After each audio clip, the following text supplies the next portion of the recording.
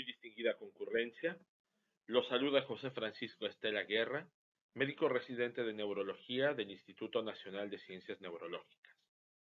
En la presente telecapacitación vamos a tocar el tema de la somnología del quinto y séptimo nervios craneales. En primer lugar, vamos a hablar del quinto nervio craneal, del nervio trigémino, donde vamos a tocar las generalidades, semiología y la aplicación clínica. De las generalidades que nosotros podemos tocar en el nervio trigémino, hablamos que es el quinto nervio craneal de los 12 nervios craneales compuestos y tiene dos componentes. En este caso, un componente motor y un componente sensorial.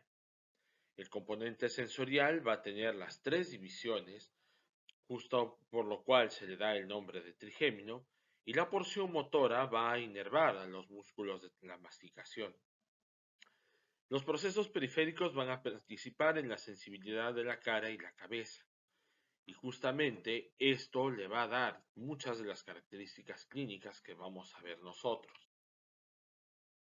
Entonces, primeramente vamos a tocar aquella porción motora que nos va a ayudar en los músculos de la masticación.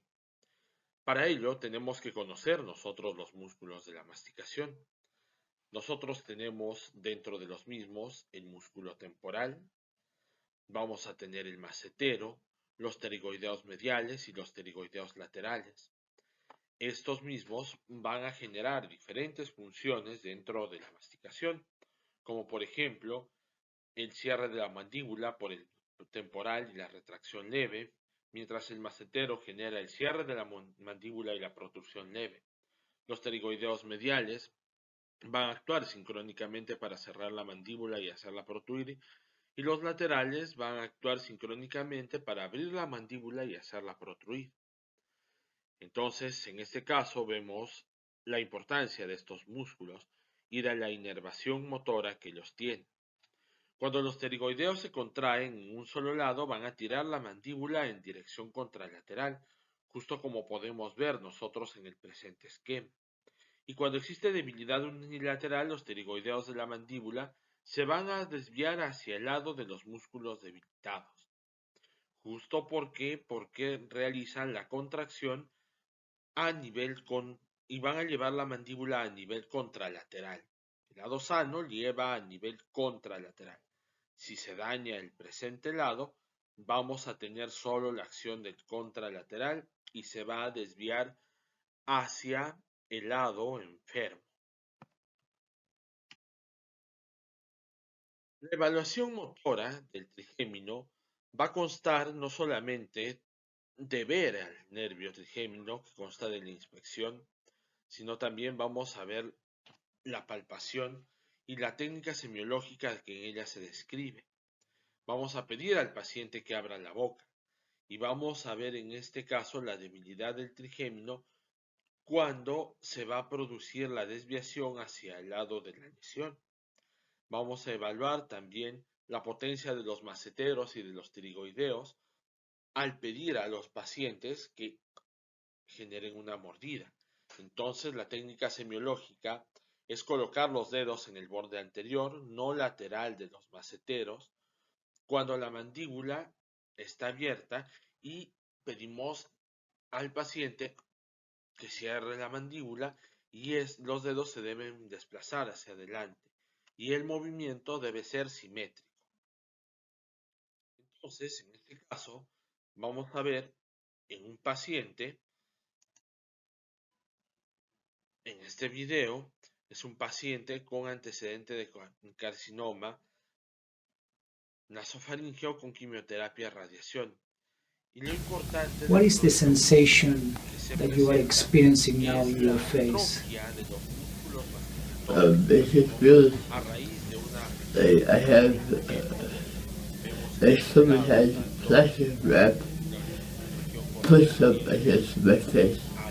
a la inserción de los músculos macetero y temporal esta atrofia, y esta es causada justamente por esta lesión a nivel del nervio.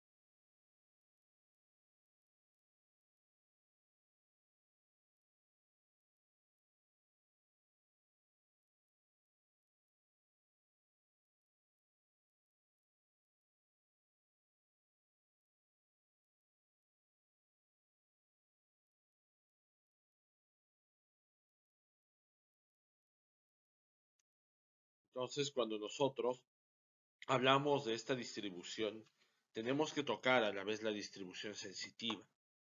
Es indispensable recordar esta distribución, pues a raíz de esta nosotros vamos a poder evaluar y tener alguna noción de la misma. El territorio del V1 se extiende por la piel cabelluda y no termina en la línea del pelo. Esto es una característica importante para diferenciar de los pacientes conversivos. La mayoría de los pacientes, cuando el cuadro se trata de un cuadro psicógeno conversivo, vamos a evidenciar que generalmente nos señalan un territorio de afección hasta la línea del pelo. Y esta obviamente va a variar de acuerdo a la cantidad de pelo que tiene el paciente, si tiene más pelo o menos pelo. Y la distribución es en piel de cebolla, es importante para comprender los patrones de pérdida sensorial facial que nosotros también podemos observar aquí. Entonces, la exploración de la función sensorial va a constar básicamente de ver si es un déficit orgánico o no, si hay modalidades afectadas y la distribución de la misma. Entonces, esto de aquí van a constituir nuestros tres pilares de la exploración. La exploración de la sensación facial se realiza del mismo modo que en otros puntos del cuerpo. Y es mejor preguntar si los estímulos se sienten igual en ambos lados. Si nosotros le preguntamos al paciente siente diferente, vamos a tener una respuesta sesgada. Si le preguntamos si siente igual, el paciente nos dirá si verdaderamente siente igual o no siente igual, dependiendo del cuadro. Entonces, definimos. ¿Cómo definíamos si es orgánico o no? Hablábamos nosotros de la importancia de la línea del pelo. En este caso vemos un paciente que tiene la línea del pelo bien trazada, delimitada a nivel de la frente, pero, oh sorpresa, este paciente no tiene línea del pelo. Entonces, no podemos determinar exactamente en el mismo. Y si nos señala que la línea del pelo acaba antes o después, esto no nos va a dar una confiabilidad. Si nos dice en el paciente que acaba en el vértex, pues ahí tenemos una razón más confiable para guiarnos. Justo en medio. ¿Por qué ponemos esta razón de justo en medio? Mencionamos nosotros que en estos pacientes existe una distribución en capas de cebolla. Esto quiere decir que va a haber una superposición de estas fibras nerviosas y nosotros vamos a tener una distribución no necesariamente simétrica que acabe en la línea media, sino que van a haber o compartirse fibras en ambos lados. Entonces, si esta lesión es justo en medio, la alteración no necesariamente es orgánica. Entonces veríamos nosotros, en este caso, la necesidad de evaluar el reflejo corneal y también de evaluar. Con una torunda de algodón tocamos la córnea y se produce el cierre de los ojos. En tanto el reflejo corneal, donde con el algodón tocamos la córnea y se va a producir el cierre palpebral, o en el caso, por ejemplo, luego el maceterino. Vamos a ver, en este caso, luego el maceterino. De la mandíbula, como podemos observar aquí. En este caso, nosotros tenemos siempre que tener en cuenta que se evalúa tanto la vía aferente como eferente. En el caso del reflejo corneal, vía aferente es el componente, el quinto nervio craneal, mientras el eferente va a ser el nervio facial a través del orbicular de los párpados. Mientras que en el reflejo maceterino vamos a tener la aferencia por el quinto 3 y la eferencia también por el ramo motor del quinto nervio craneal. Entonces se va a producir, en este caso, el cierre palpebral, el cierre de la mandíbula. Cuando hablamos del nervio facial, vamos igualmente a tocar las generalidades, semiología y la aplicación clínica dentro del mismo. Y vamos a ver dentro de las generalidades que es el séptimo nervio craneal y que va a tener la gran característica de inervar la porción motora o su porción motora, los músculos de la expresión facial. Estos músculos de la mímica facial con que nosotros realizamos las expresiones son inervados por este nervio. Pero no solamente tiene el componente motor, sino también el componente de sensibilidad general, conocida como la zona de Ramsay-Hunt. Y en esta zona de Ramsay-Hunt que nosotros tenemos, pues tenemos también que tenerla en cuenta dentro de la exploración del nervio facial. Y los 2/3 anteriores de la lengua van a estar relacionados con el gusto. La función parasimpática va a inervar las glándulas lacrimales y salivales.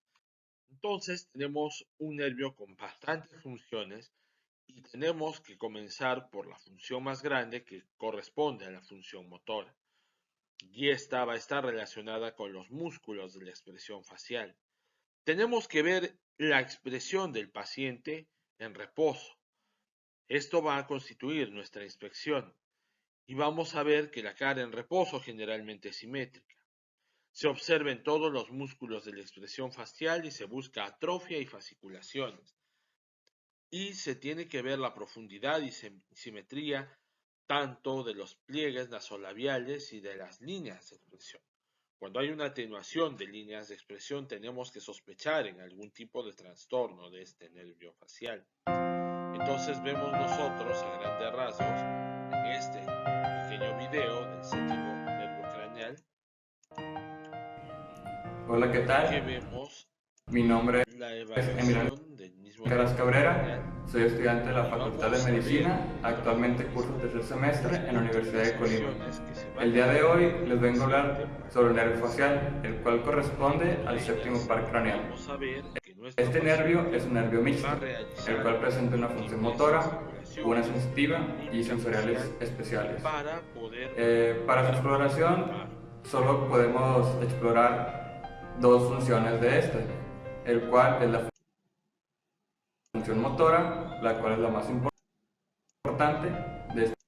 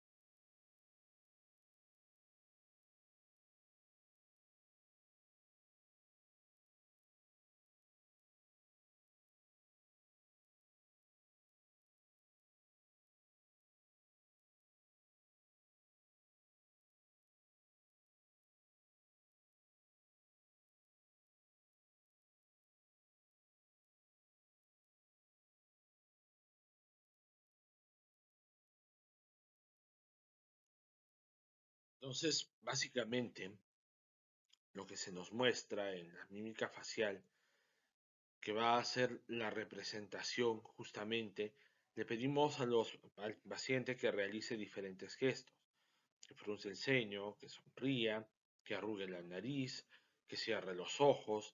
Entonces, todo ello nos va a dar una idea de cómo están aquellos músculos dentro de la actividad y nos va a permitir diferenciar la parálisis facial central y periférica.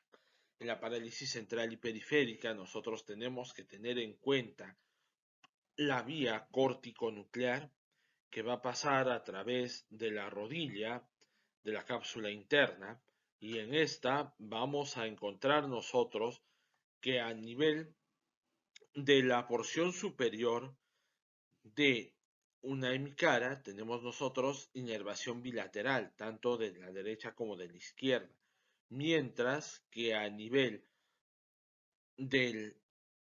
inferior nosotros vamos a encontrar que solamente está inervado de manera contralateral. Entonces, cuando nosotros tenemos una alteración en esta mímica facial, pues vamos a poder diferenciar si es una parálisis facial central o periférica. Pero cuando nosotros encontramos también esta parálisis facial, podemos determinar si el defecto motor es alterno o directo en el contexto de una hemiparesia.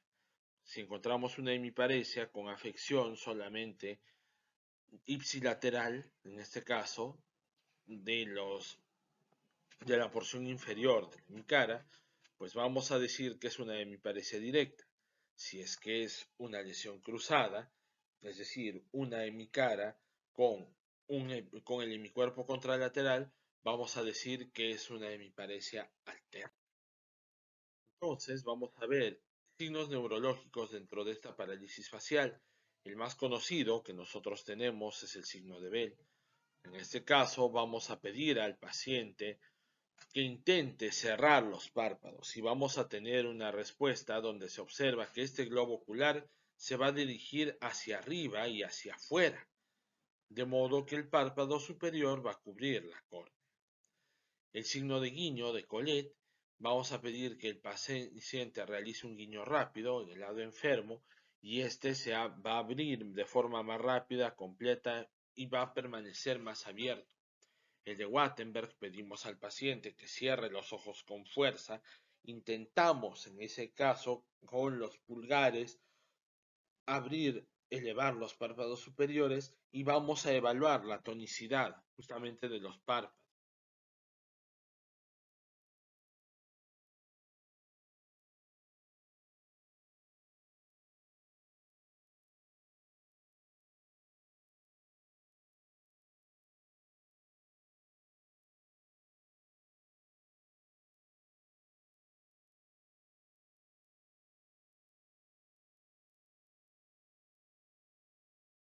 Vamos a ver nosotros también que es necesario conocer la evaluación dentro de un paciente comatoso.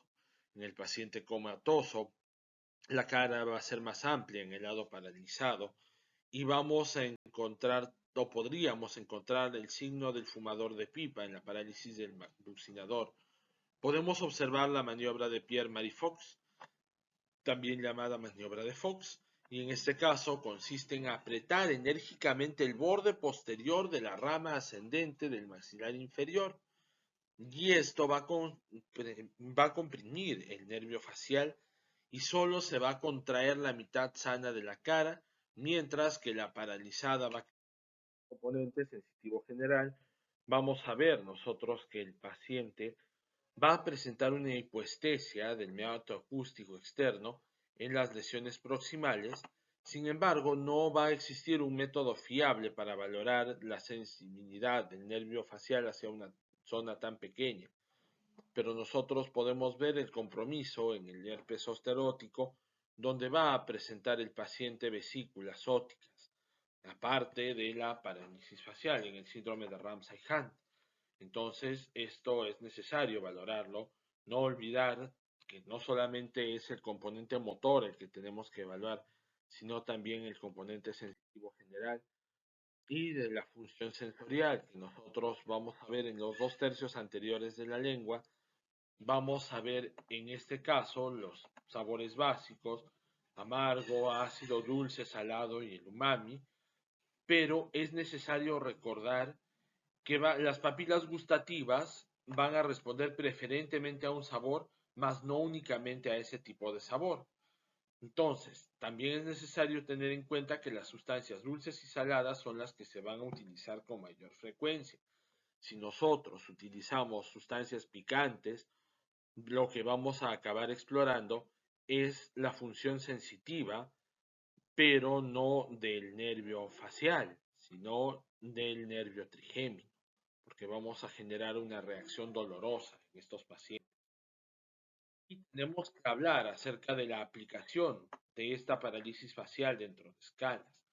Tenemos que ver que este constituye un componente del NIS, donde vemos que le da una puntuación en el cuarto ítem, desde una cara normal que puntúa 0, una paresia leve o asimetría al sonreír, una paresia total en el músculo facial inferior, vamos a puntuar 2, y si compromete toda una hemicara, pues va a puntuar 3 puntos. No importa en ese caso la severidad, sino simplemente que afecte una hemicara para hablar de una parálisis facial total. Y hablamos de la escala de Gauss-Brackmann, que nos permite ver y definir el grado de severidad de la parálisis facial. Agradezco infinitamente su atención.